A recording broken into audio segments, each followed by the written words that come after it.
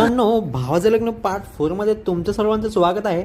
आणि वेळ झाली होती लग्नाची. मग काय सामान वगैरे घेऊन आपण पोचलो मंगल कार्यालयात. तिकडे जेवणाची तयारी चालू होते. ते गुलाबजाम नव्हते, टोमॅटो होते. मग काय बघितलं कसं काय कामकाज, आणि मग तयारी सुरू झाली एंगेजमेंटची. आणि मग फायनली एंगेजमेंट पण झाली भाऊंची.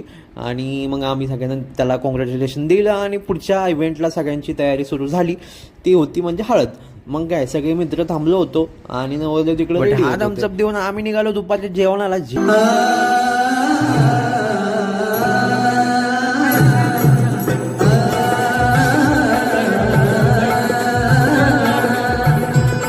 लग्न म्हटलं डोले कसेरा गाणं तो वाजलंच पाहिजे. मग ते गाणं वाजून आपण निघालो वर्धावाच्या दिशेने. नवरदेव बसले घोडीवर आणि मित्रांनी केला थोडासा डान्स. आणि मग वेळ होती लग्नाची. मग काय अक्षता टाकून पारंपरिकरित्या लग्न संपन्न झालं.